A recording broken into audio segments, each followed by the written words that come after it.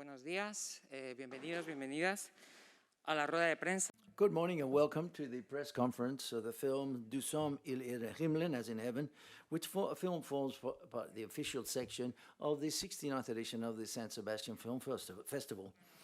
To talk about the film, we've got part of the cast and crew, and I'll introduce them to you. We've got the producer Jesper Monhurst, the director and screenplay writer Tia Linderberg, the actress Floria Ophelia Hoffman-Lindahl, and the producer Elisabeth Orheim-Svender. I hope I pronounced that very well. But perhaps, first of all, I would like to, as we've got two of the producers and the director, could you please talk to us a bit about how the idea emerges of adapting Mari Bregendahl's novel, which was published in 1912, am I correct? I was just saying, the idea of adapting Maria Bergendahl's novel, which was published in 1912, and which is a classic of Danish literature, why go back to this text now? And what was the interest in recovering that story that was told in the novel now? I can start answering that question. Sorry, it's a little loud. It's actually not an extremely well-known novel. It's a novel that was taken back about in the 70s, where feminists started to discover her a little bit, but she has never been a very well-known Danish writer. Her husband was very well-known, but not her so much. And should I take breaks for translation, or should I just go? Okay. Sí, perfectamente. Okay. I read this book about 9 years ago, right after I had given birth to my own son. And I had always seen the title on my mother's bookshelf, and it's in Danish, it's called A Night of Death. And that title has always really drawn me. And I just picked it up right after. I had no idea what this book was about, and I was just taken back with the story that seemed to me so contemporary, and at the same time was written more than 100 years ago. And of course, I was really struck by the labor that the mother goes through, and her destiny also just have gone through it myself, and thinking how lucky I am living in the time that I am living in, and in the culture and in this part of the world that I am living in. But I was mostly struck about the children, and especially the Lise character, and how they just stand on the outside and look into the adult world and are unable to do anything. And especially Lisa, who's next in line, and if her mother dies, she'll be the one who has to take over the farm, and she's also experiencing and watching something that someday will be her. So it was the children's story and their perspective that drew me into the story. Quizá Jesper y Lise también quieren aportar algo. Jesper and producers, would you like to say something? To us, to Lisa and me, with this book, I never heard about it. I knew her husband very well, but not her. It's a very short novel. It's only 130 pages, and I read it, and I was amazed by it, and so emotional, touched by it. And it was a crazy idea to come as a first feature and do this adaptation of this little unknown novel taking place more than 100 years ago, with lots of children and lots of animals and lots of everything. But it was also a huge experience to read the book, and also to feel Thea's urge to tell this story about womanhood and labor and all this. So there was no doubt, I think, with us to just go along and make it happen. I remember I read the book the first time when I was in college. I studied literature, and as a part of the novels from that period of time, we read this book, and I remember it very well from that point. But many, many years later, when I just started working at Motor, this script landed on my on my table, and it came in from Thea, and she had been working on this on the adaptation for quite some time, actually several years at that point, working on the first draft herself, and I read the script, and it was about to be the first draft, and I was overwhelmed, and many of the scenes that are in the film today were in the first draft of the script. I was overwhelmed, and I was also overwhelmed about how the choices that Tia made, because it's not a directly adaptation of the film. Tia made it into her own film, her own story. In the book, you see the story from different perspectives, and Tia made a very clear choice of telling the story from this girl's perspective, from Lise's perspective. And besides that, you also, at a very early stage, you added your own layers to the story. Your own artistic choices were made very early in the script, with the dreamy layers and so on. Muy bien, tenemos pregunta ya aquí. Yes, we have another question here. Congratulations for the movie. Mr. Jasper said it's a story of womanhood and labor. Tia said it's a story about children. It came across to me as a story about a matriarchy.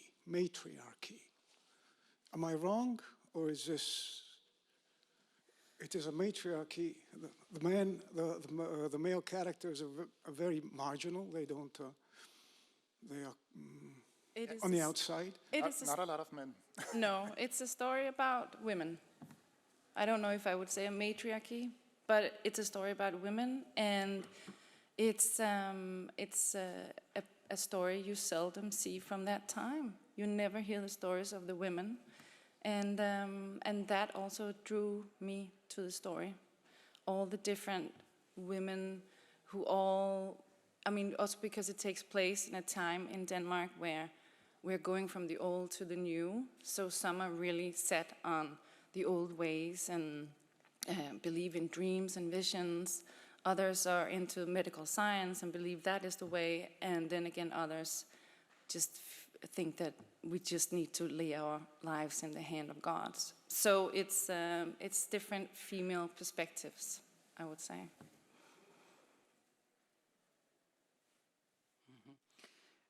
Sí, tenemos otra pregunta. Yes, we have another question. Ask Tia about the dreams, especially the initial dream in the movie, which I think it was not in the book. How had you this idea, and why did you wanted to start like that? The mother's dream is a very present part of the plot, because that is the whole reason why the doctor doesn't come. And her, and so since Lise is the main character, I felt that this way of describing visions at the time, also at that time it was not strange to believe in visions, and we're inside Lise's head. So in order to understand the meaningfulness of having these visions and why we should listen, it was important for me to have Lise go through that journey. Because, I mean, Lise is obviously in the beginning told that something horrible is on its way, but she wakes up and she doesn't listen, and she doesn't pay attention, and she looks at a boy and lives her life. So that made sense to me, to include that in Lise's character. Also very much because the story is also very much about a young girl who's trying to figure out her relationship with God and faith. ¿Una pregunta? Any further questions? Yes, over here. congratulations for the film. I was wondering what would the future for the main character would have been if things would have gone differently. I don't know if there was something for her once she finished school. I don't know if there was a future for these women, or if the countryside and labor in the country would have been the future for her anyways. I don't know if you thought about it. Thank you. I definitely feel that she would have had a completely different future. She would have gone off to school and she would have studied, and this was also something that Lisa really wanted to do. So there were many ways for women at that time to do something else and leave the country and perhaps live in the city and become a writer. But that's what I imagine what would happen to Lisa.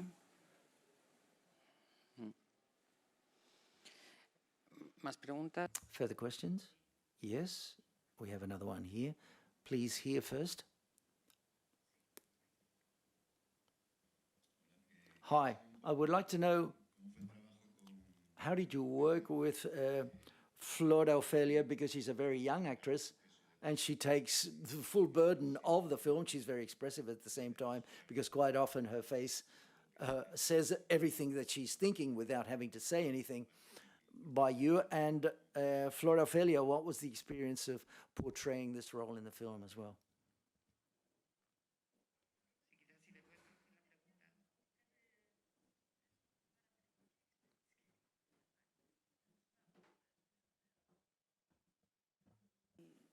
Men nogle gange så dit ansigt, så siger det alting, og andre gange så lukker det mere ind. Hvordan har det været at skulle være med i filmen? For mig har det været utrolig overvældende at skulle spille en rolle, der er så meget med i filmen. Faktisk, skal jeg holde pauser, så du kan nå at translate? For me, it was quite surprising for me to form part of the film.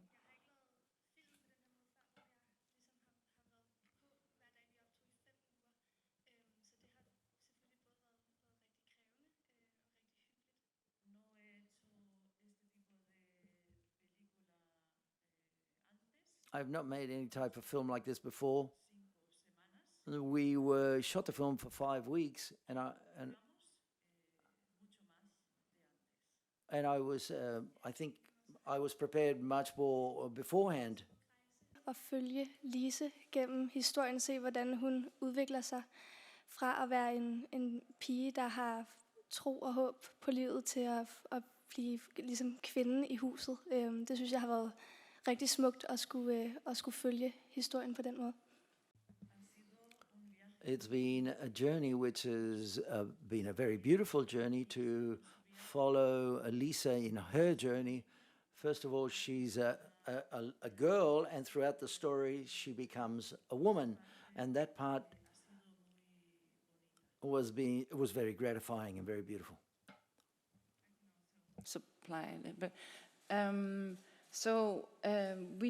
We started casting a long time ago for this part, and because the girl had to be right on the verge between being a child and being a teenager. So, and especially in this age, it happened so fast. So it was a half a year ago, I think, we started casting, and I immediately felt that Flora had that amazing honesty and expression, such an expression, a face full of expression. And also you really feel that this girl has a big inner life. So when Flora got the part and she stayed a child a year ago, we started working a lot, talking about every single scene and where her character is in every single scene.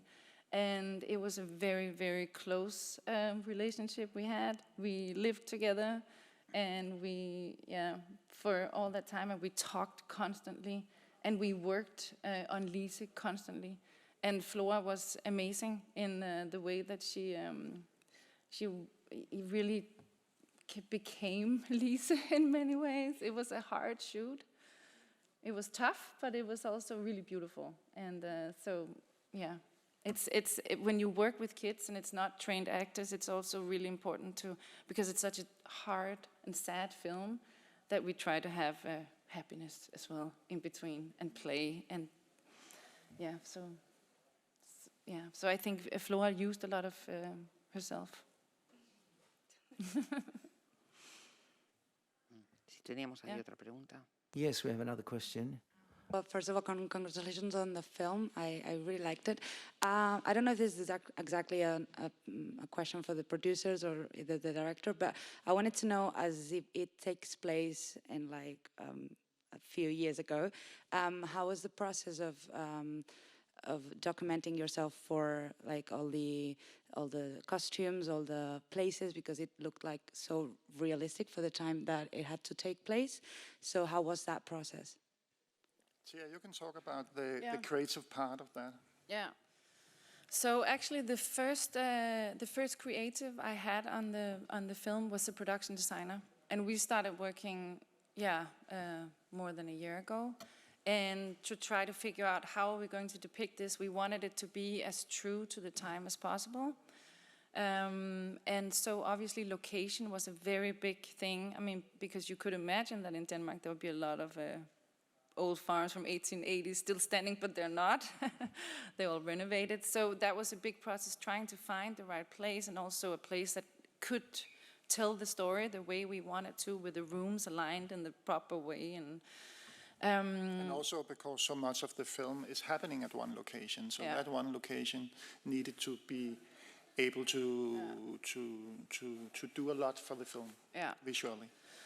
Yeah. So that was the first thing we started with, and then we just the production designer is a wonderful, talented man, and he's such a big nerd into history. So we did a lot of research of what would it look like, what kind of clothes would they wear, what kind of animals would be there, what kind of fauna, and then created that whole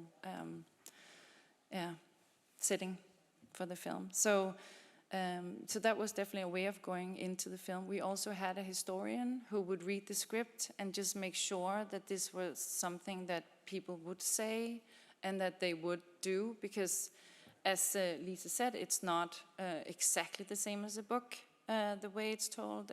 My process with it was actually that I read the book a couple of times, then I put it away. And then I just started writing the script from what I felt and how I saw it and how I remembered it. And so it became something out of the book. The question was about the era.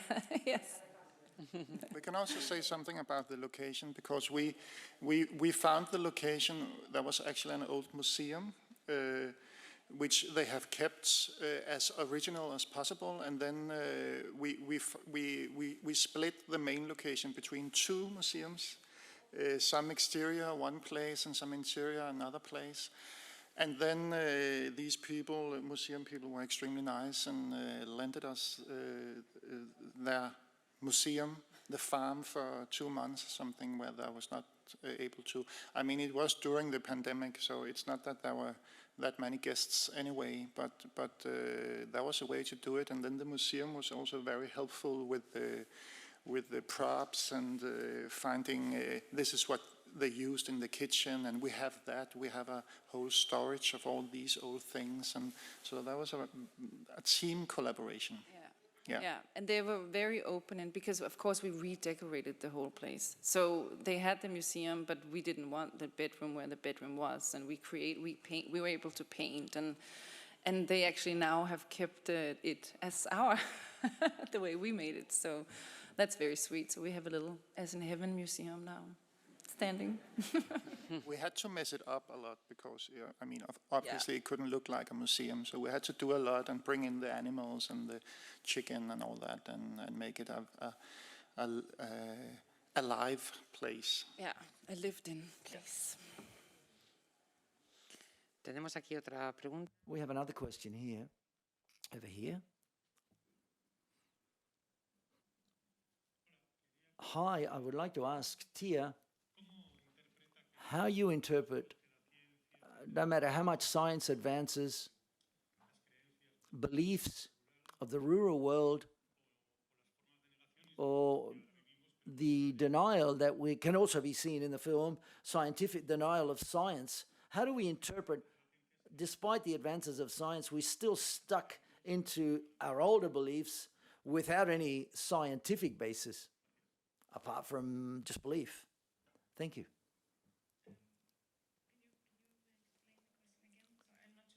Well, what he's saying is, yes, he's going to repeat the question. Let me see if I can be clear. I'm very sorry. I would like to ask you, how should we interpret, or how do you interpret superstitions based on nothing vis-a-vis science, which is seen in the film, because of the reluctance of having to call the doctor, for example, in the film, and we can see in these for example, people who deny that the pandemic exists and they don't believe in science. How do you interpret that as you portray it in the film? Okay, the difference between people believing something out of superstition and not believing in science. How do you interpret that, the differentiate between those two aspects?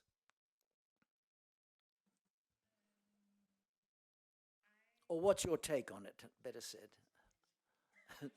A good one. Yes, yes, a good one. For me, the film it's not a political film. I didn't make it because I had a political agenda, but it is obviously a story that has become political, and I'm not condemning anyone in their beliefs. I'm just telling this story.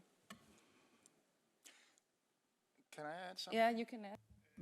Well, no, it's difficult. It's a good question, but it's also a very difficult question. And I think that's why the story is also relevant today. I mean, for those exact reasons that you're saying, because even though I'm depicting a time that is 1880s, then this is, as you say, extremely relevant today.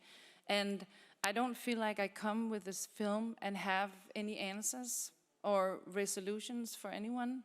I'm just, I'm hoping, if it is possible, that it might make people ask questions instead. And when you watch the film, I mean, it's quite a way to look at it is that we are saying that it's a superstition that killed the mother. Maybe it is. Maybe the doctor could have done something. And we are all pro-science up here, but I think that I mean. But we're also pro-spirituality. But I mean, it's a part of being a human is also believing in things. I mean, especially when you are in big need of believing in something. When something terrible is about to happen, and especially when you're a child, but also as a grown-up. I mean, we've all tried, even though, and we're not a very religious people in Denmark and Scandinavia, but I have tried myself to be doing this in situations where I need that. So I think that complexity is what we and you have tried to get into the film without condemning anything. Yeah. If that makes sense. Sorry. Do you feel we answered the question?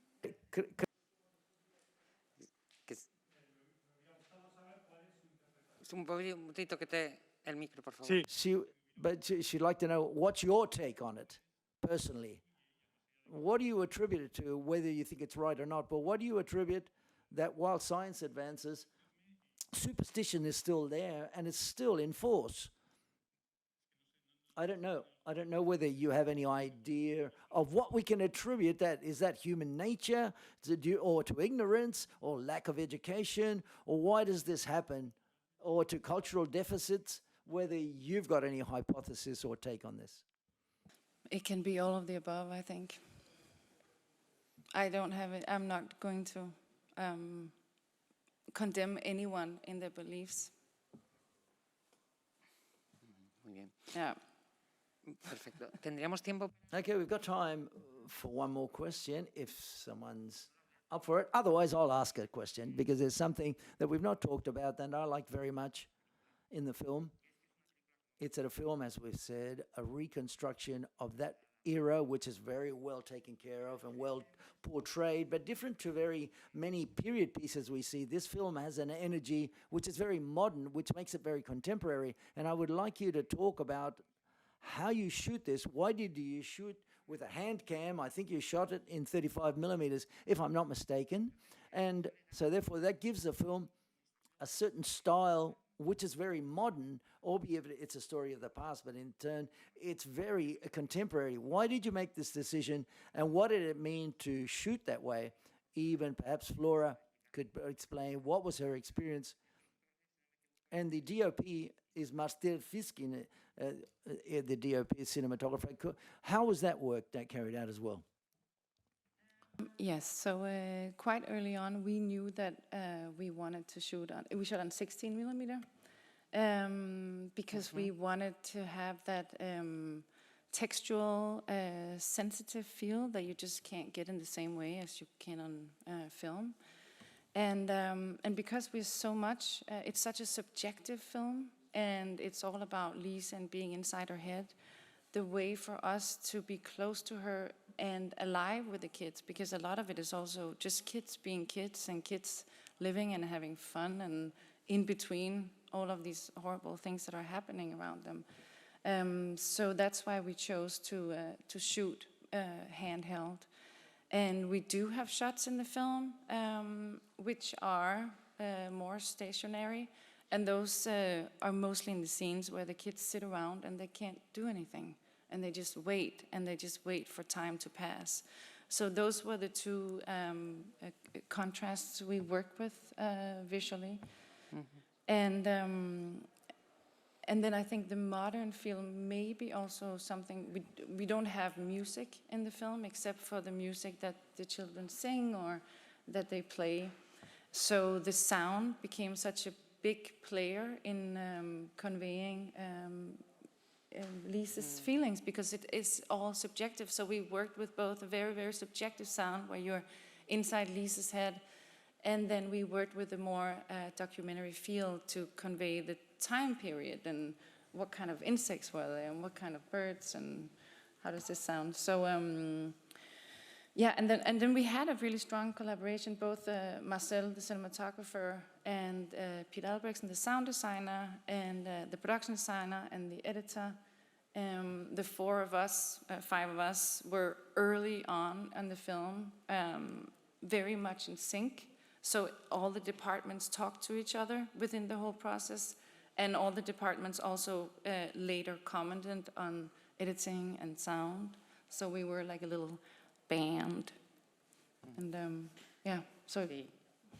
Quizá Flora nos podría explicar cómo fue trabajar. Flora, can you explain what was it like working like that?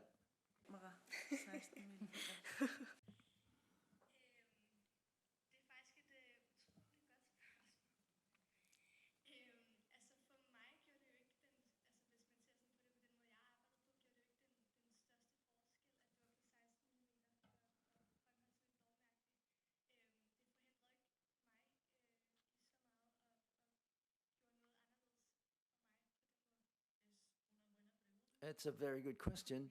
For me, there's no, it wasn't a big difference shooting the way we did.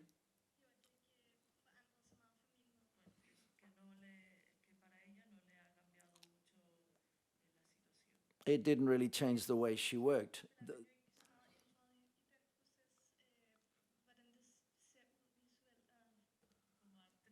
As an actress,